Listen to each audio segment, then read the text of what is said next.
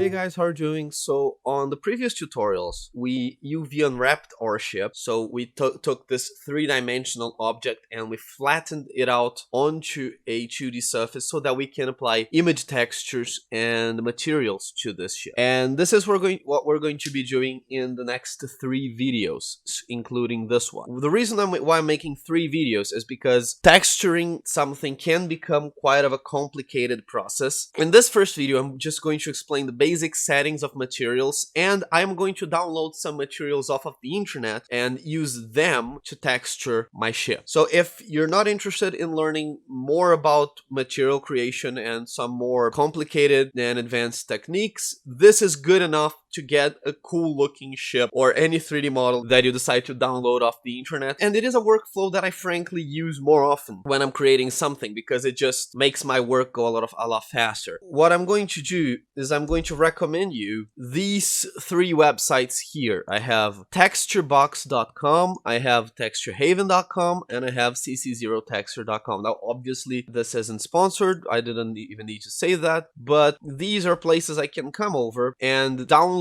textures for free. They have a lot of really cool stuff. And they have Patreons, most of them. So if you want to support, that's a really cool thing to do. You can just browse around and find something that's interesting and that looks right for your project. So over here, I'm going to download this black metal texture. This is a texture that I really like, and I think we can use on the back part of the ship, on the metal part of the ship. I think we can use that, and it's going to be pretty cool. I'm going to click on download, and it brings me to Google Drive. And over here, I can, whenever it loads, I can just select all of these and click on download, and it's going to download. Texture Haven is equally a very nice website, and I'm going to look for something maybe plastic. I'm gonna just try to find what they have here. You can just try to find maybe metal. Let's see if they have. Oh, they have. This is pretty cool. Check this out. I've done this before. That's why I kind of know which textures I want to use. But this is a pretty cool texture, and we can use it for the blue part of the ship.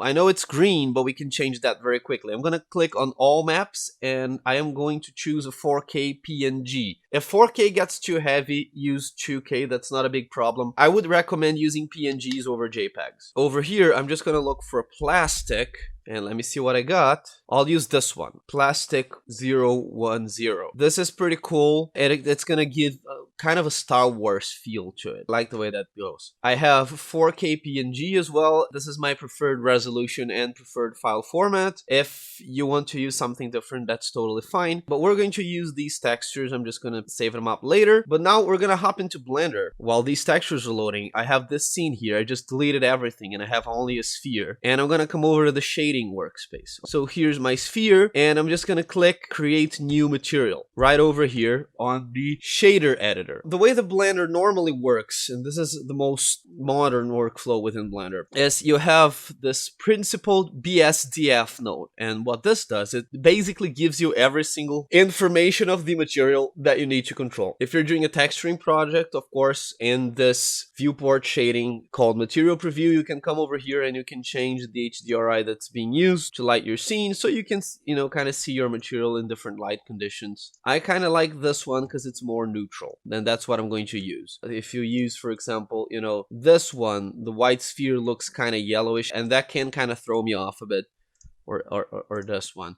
But this one preserves the colors a little bit better. I'm going to ignore the settings here because I don't even know what they do, and they're just very advanced stuff that we don't need to worry about right now. And I'm just going to go down explaining, because this node can be quite intimidating because it's a behemoth, but it's nothing to be scared of. If I click on base color, this is pretty obvious.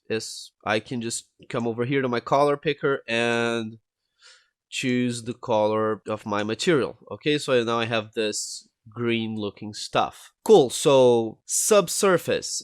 For that, I'm just going to move this aside, and on the subsurface, it's going to look better if I use a monkey head and I give it a subdivision. I'll set it to shade smooth, and I'm just going to give it a material. I'm going to make it, I'm going to make it blue, and I'm going to give it a little bit of subsurf. And what this does is it creates this illusion of light that is being bounced from inside of the skin. Many materials, like for instance skin, light enters it and it reflects, and it refracts rather, from the inside of the material, and that's what Subsurf simulates. It gives it a little bit of a feeling. You're gonna look at it in cycles. If I just increase the Subsurf, you'll see that it feels almost flashy, right? So compared to without any Subsurf. If I overdo it, it becomes weird. But yeah, this is the subsurface scattering, and this is how it works, right? I'm just gonna delete it. Yeah, subsurface color, you can change the color of it, but let's go to metallic. Metallic's pretty obvious. I'm just gonna make it, you know, about this color, and now it's bronze of some kind. I can just make it a bit brighter. If I bring it like this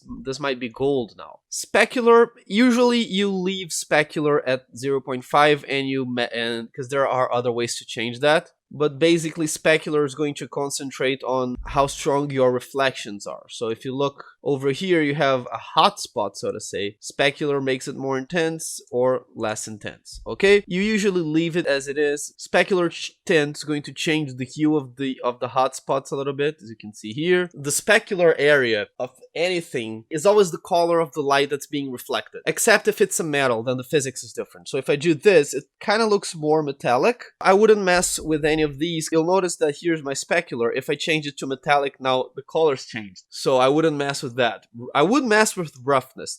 Check it out. If I lowered roughness, I have a less rough surface. Of course, I can mess with the specular still. It gives me a nice sort of Fresnel effect. It's kind of cool, but it isn't the most realistic thing in the world. And if I crank up the roughness, now it's kind of like a very rough metal. For a metal, I would use until this much. Otherwise, it starts to not look like metal anymore. It just looks like weird rubber. But here, it still looks pretty metallic and it's pretty cool. For anisotropic, I am again going to move to cycles. I'm just going to very quickly add an HDRI over here, just so that I have something to... I'm gonna add the same HDRI that I did on the lighting tutorial, just so that I have a little bit of a... Right now, this is my metallic ball. I'm gonna come over to Object, and I can kind of see what's going on. I'm gonna turn off Viewport denoising. I'm actually going to add a sun lamp because the anisotropic, which is what I want, it's something that's kind of more visible in the highlights. And if you look at it,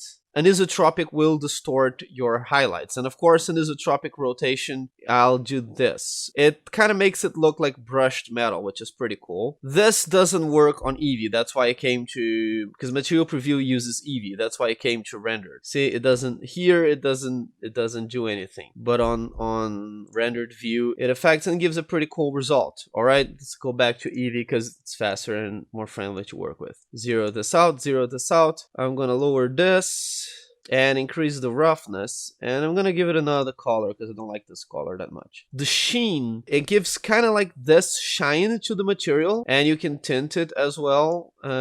Just leave it at standard. And this is something that is very used for cloth material. Clear coat is interesting. Clear coat, if I add some clear coat, you'll see, oh, you made it reflective. No, it's different than if I do this. If I do this and I add a clear coat, you'll see that I have two reflections on my object. The reason for that is because clear coat is a layer of varnish. Clear coat roughness is pretty obvious what it does. Clear coat roughness is actually very useful if you want to make something look worn. So for instance, if I have the wood material that I downloaded for the other tutorial. Now this is wood, okay, and of course I can add clear coat to make it look like it has varnish atop of the wood. Now it looks like varnished wood. But I can come over here to any of these. I can look for grunge. Let's see what they have. Do they have any good grunge textures? Over here under textures, surface imperfections, I'm gonna give it...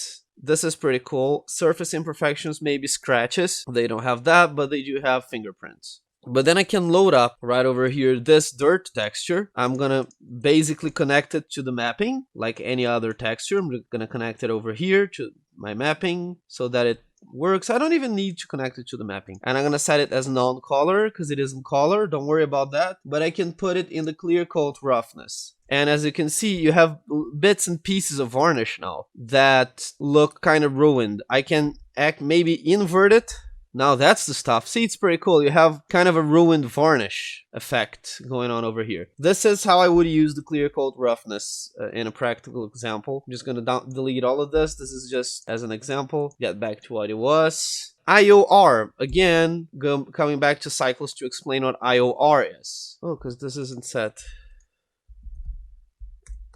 as an environment texture.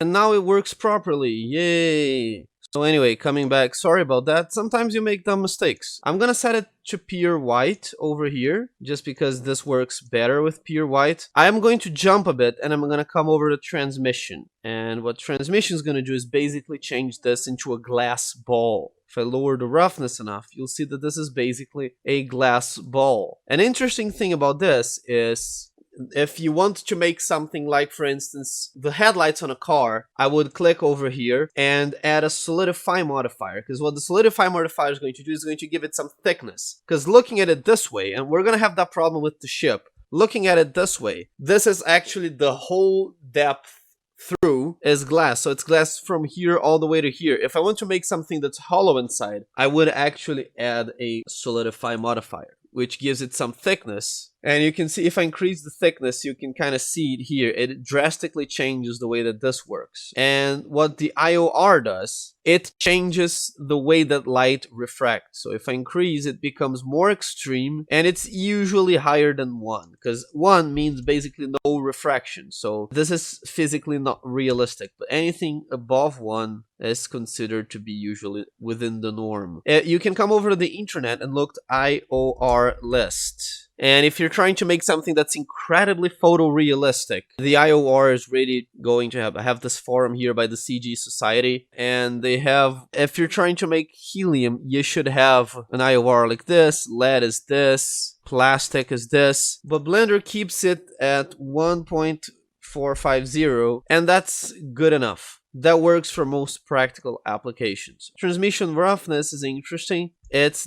does this. It's kind of different than the regular roughness, if I actually have a regular roughness. Because if you look, this is more homogeneous. Transmission roughness, I have roughness all the way through, so it kind of looks a bit different. Emission is if I want this to actually shine a light. So if I had, for instance, now another, like a plane here, now this plane is being lit by this. Alpha just means transparency. And for normal, I'm actually going to load some of the textures that we downloaded. I can just drag, and I'm going to hit Ctrl T so I can get these nodes here. Again, I can only do this if I have Node Wrangler set up. I'm going to place it, I'm going to take off the emission, just make it black and it stops emitting. And I'm going to add a normal map node, connect the color output into the color input, and place it on the normal. And I'm going to look at it in material preview because it's easier. And what you'll see is that now I have a couple of apparent bumps on the surface. So if I add a value node over here and I increase the scale a little bit, what you can see is that, like, right around over here, I get a lot of small bumps all around my object. You see these things right over here? These are some small bumps that are being generated by the normal map, alright? If you look, this is what the normal map does. Clear coat normal, you might have something different for clear coat than for your... If you want to add some of these bumps to your clear coat and kind of ruin the varnish like I did. I'm going to just delete everything in this scene, and I'm going to append over here. Just click on File, Append. I'm just going to load the spaceship in the state that it's at right now. Come over to Object, Spaceship. Okay, so I have this spaceship right over here. And as you can see, I have a proper UV map for this spaceship. So if I come over here to shading, come back to my material preview mode real quick, and I hit tab to come over to spaceship. If it looks like this, just click this button, it goes away. Looking at the material properties, you'll notice that I have several different materials to the spaceship. The ones that I'm going to worry about, I have a glass material. If I click select, you'll see that it's this part, but that gives us the problem that I was talking about. If I look at, like, inside view, this all the way through is going to be made out of glass, and that's not what we want. So I'm just gonna hit P, separate selection, tab out of edit mode, come over here, select this, and I'm gonna add a Solidify Modifier. This is all the changes that I'm going to do to this. For this, I'm just gonna select my main material. If I hit select, you'll see that it's all these parts. I'm gonna delete this material. So basically how this works is I have here several material slots. These are all the different material slots that I have in this object. I can very well delete material slots, okay? And every material slot is populated by a material. I have all of these materials over here. These are the materials that I created for the explanation. These are the materials that came with the ship. If I create a new material slot, you'll notice that it doesn't have a name. But if I put, for instance, the metal material here, it inherits the name of that material. And I can delete material slots. I'm going to delete the material slot of mat 2 just as an example. But you'll notice that I'm actually going to keep it. I'm going to come over here and just delete the material slot of material 03. And you'll notice that went away, but the material is still here. Now, how do I get rid of a material completely? Simple. You just save this. I'm going to save this in the tutorial folder real quick. Call this explanation.blend. Save the Blender file. I'm going to save it and close Blender. When I open Blender back up, all unused material should have disappeared. Unfortunately, this isn't an unused material, so it didn't disappear, but I can jolly well come over here. I'm going to create a new material, material 04. I'm going to call it this material is going to waste. And I'm not going to assign this material to anything, and I'm actually going to get rid of it. I'm going to get it out of here. It's still here, and you'll notice that I have a 0 written next to it. So if I save and close, when I open Blender back up, all the materials that had a 0 next to them have vanished. I still have this material somewhere. If I click on this, you'll notice that I have a number 2. Every time I have a material selected and I have a number 2, that means that I have 2 different things in the scene that are using this material, okay? I'm just going to get rid of this because I don't need it. It's not visible anyway. And I'm going to select the metal material, which is just here out on the back. I'm going to delete this material, create a new one, and this is the trick. I have this guy selected, and I had in Edit, Preferences, Add-ons, I had Node Wrangler enabled. So if I hit Ctrl-Shift-T, if you've seen any tutorial from CG Matter, and you know that, I'm going to select the black metal material. Just going to select all of that and hit Principled Texture Setup. There you go. You just wait a while, and then blam, this material is on your spaceship now. Now, it looks a bit too big. If you notice, these details look too big, and they make the thing look tiny. The way to solve that, I'm going to come over here to the mapping area. You can see it's very neatly organized. And I'm going to add a value node. You plug this into the scale, and you increase the scale a bit. And now that looks better. For this material over here, I'm going to demonstrate how you would do it normally. Just get rid of it, get a new one, and I'm going to come over here to my textures, hit on plastic. I'll bring in the color. I'll hit Ctrl-T on it. I need to do that every time so that I can have these nodes and I control how the material is mapped onto the surface. And now I've applied it.